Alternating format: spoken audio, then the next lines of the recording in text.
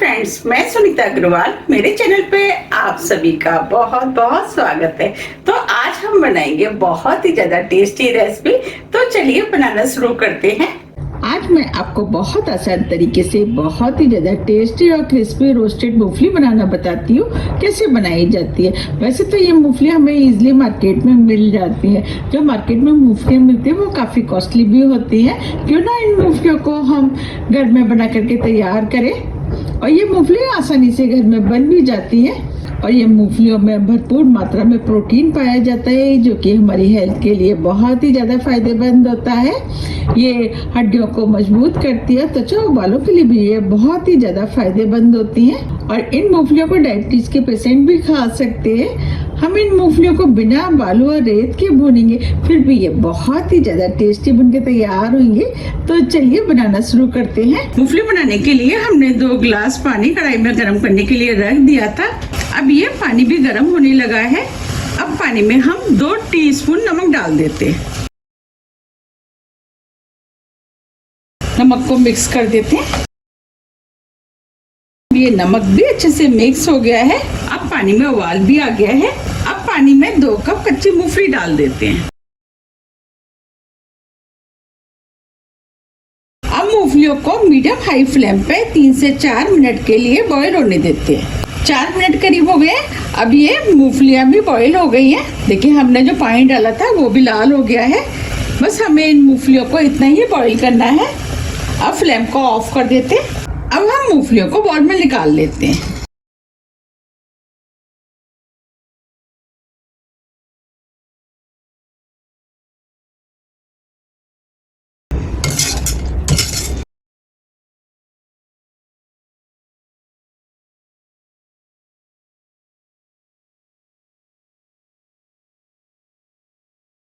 ये हमने सभी मूंगफलियों को निकाल लिया है। अब इस पानी को हम फेंक देंगे। ये हमने कॉटन का कपड़ा लिया है। जो हमने मूंगफलियां निकाली थी वो हम इसके ऊपर डाल देते और मूंगफलियों को हम इस तरीके से कपड़े पे फैला देते और 5 मिनट के लिए मूंगफलियों को ऐसे ही छोड़ देते हैं, जिससे कि जो मूंगफलियों के अंदर पानी है वो हल्का सा सूख जाए और मूंगफलियां भी ठंडी हो जाए।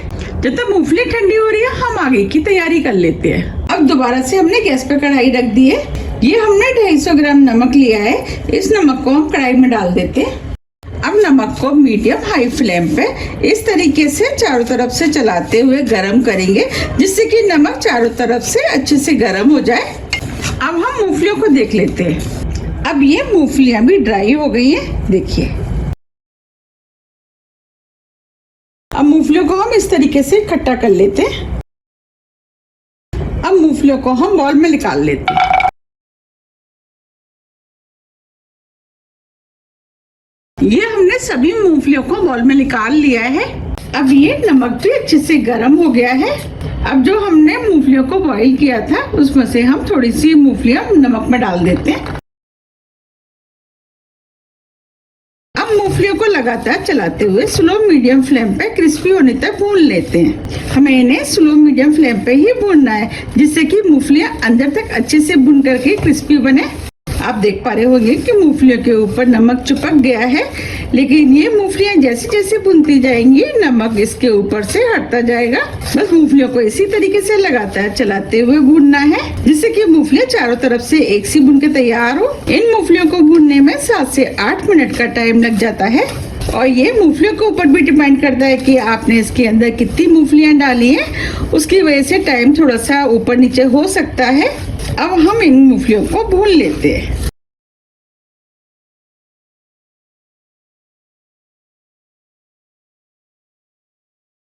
अब ये मूंगफलियां भी भुनना शुरू हो गई हैं। आप देख पा रहे हैं मूंगफलियों के ऊपर जो नमक चिपका हुआ था धीरे धीरे कम होना शुरू हो गया है। इसका मतलब मूंगफलियां भुनना शुरू हो गई हैं। ये मूंगफलियां जैसे जैसे भुनती जाएंगी नमक कम होता जाएगा। अब ये मूंगफलियां भी भुन गई हैं।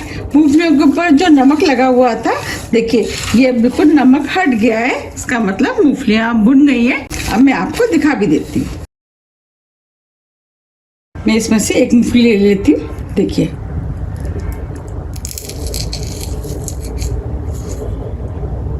देखिए आराम से इसका छिलका हट रहा है। इसका मतलब ये मूंगफलियां भुन गई हैं। अभी ये गर्म है, ठंडी होने के बाद और भी ज्यादा क्रिस्पी होंगी। अब मूंगफलियों को हम बॉल में निकाल लेते हैं। तो हम मूंगफलियों को इस तरीके से निकालेंगे जिससे कि मूंगफली के अंदर जितना भी नमक है वो कढ़ाई में रह जाएगा। अब इन मूंगफलियों को हम बॉल में निकाल लेते हैं। आप सुन पा रहे हैं, ये क्रिस्पी हो गई है।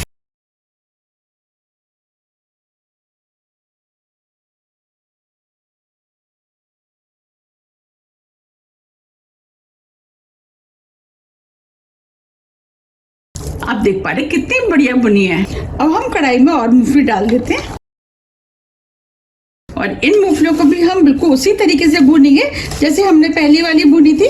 इस तरह हम सभी मूंगफलियों को भून के तैयार कर लेंगे। अब ये मूंगफलियां भी भुन गई हैं। इन्हें भी हम बाउल में निकाल लेते हैं।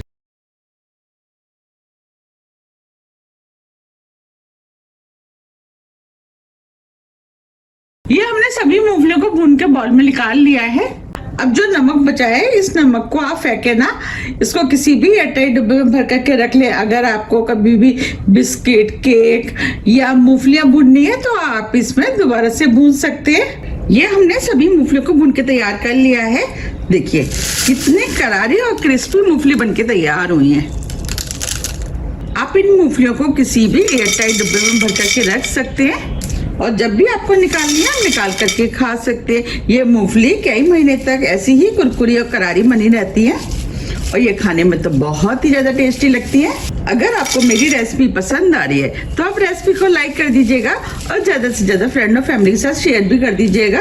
इन मूंगफलियों को बड़े, बच्चे, बुजुर्ग सभी खा सकते हैं और मूंगफलियां तो सभी को वैसे भी बहुत ही ज्यादा पसंद भी होती हैं। इन मूंगफलियों को गरीबों का बादाम भी कहा जाता है क्योंकि इन मूंगफलियों के अंदर बादाम के बराबर ताकत होती है। जैसे कि कोई बादाम नहीं खा सकता तो इन मूंगफलियों को खा सकता है। आप इन मूंगफलियों को हल्की फुल्की भूख में खा सकते हैं और आप चाहें तो सफर पर भी इनको बना करके ले जा सकते हैं। जब भी आपको हल्की फुल्की भूख लगे आप निकाल करके खा सकते हैं। तो आप मुझे कमेंट्स करके बताइए कि आप इन्हें कब बना रहे हैं और आपको मेरी रेसिपी कैसी लग रही है, ये भी मुझे कमेंट्स बॉक्स में लिख के जरूर बताइएगा। अब मैं आपको दिखा भी देती हूँ। देखिए कितनी करारी और क्रिस्पी बनी है। देखिए इन मूंगफलियों के ऊपर जो छिलका था, देखिए कितने इजीली निकल गया है। इसका मतलब ये बहुत ही ज्यादा करारी और कुरकुरी बनके तैयार हुई हैं और आप चाहे तो इन मूंगफलियों को छिलका निकाल के भी खा सकते हैं। मैंने अपने चैनल पे काफी तरह की मूंगफलियों की रेसिपियां डाली हुई हैं। आप चाहे तो मेरे चैनल पे जाकर के उन सभी रेसिपियों को देख सकते हैं। अब हम इसे बंद कर देते हैं। देखिए कितनी बढ़िया रोस्टेड मूंगफली बनके तैयार हुई है। आप इस तरीके के किसी भी एयरटाइट डब्बे में भर करके इनको रख सकते हैं। अगर आपको मेरी मूंगफली की रेसिपी थोड़ी भी पसंद आती है तो रेसिपी को लाइक कीजिए, चैनल को सब्सक्राइब कीजिए और ज्यादा से ज्यादा शेयर कीजिए। अब हम फिर मिलते हैं इसी तरह की टेस्टी रेसिपी के साथ। जब तक के लिए नमस्कार।